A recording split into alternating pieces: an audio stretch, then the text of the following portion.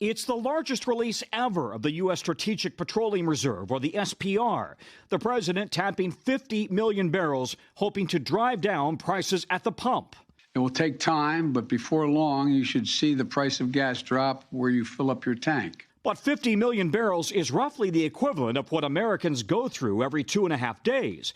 The SPR is normally reserved for emergencies like wars or hurricanes that disrupt the national supply. This is the first major release for a non-emergency. The United States coordinating a global response to rising fuel prices, partnering with India, Japan, South Korea, the United Kingdom, and China to also release more oil, hoping to force OPEC to pump more to meet demand. Critics are going to charge the president with making more of a political than an economic move because a move of this size is unlikely to help oil and gas prices in the long term. Unleaded is now averaging $3.40 a gallon. A year ago, it was $2.10 during the economic slowdown. If you're driving from here in Tampa to Atlanta, that's 456 miles. The typical car averages 25 miles to the gallon. So a year ago, you would have paid $38 in gas. Today, $62. They are really high, and what can we do, Hang in there. The president accuses the oil and gas industry of price gouging Americans, just as 48 million are driving over Thanksgiving.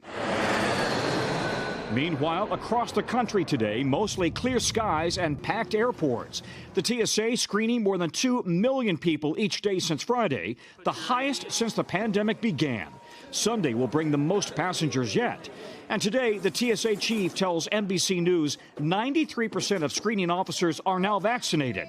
Those who aren't will not face immediate termination. No, we aren't going to pull any unvaccinated people off the line.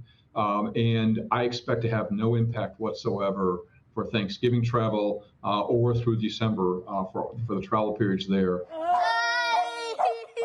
Welcome news as many families gather for their first Thanksgiving in 2 years. Tom, I know to most of us it sounds like a lot of petroleum, a lot of fuel the president wants released. What are the chances we'll actually see a dramatic drop in pump prices? Yeah, experts really expect this is going to be a modest decline over the coming weeks, nothing dramatic. They say it's really going to take an increase in supply to address and meet the global demand. That could take a long time. Thanks for watching our YouTube channel. Follow today's top stories and breaking news by downloading the NBC News app.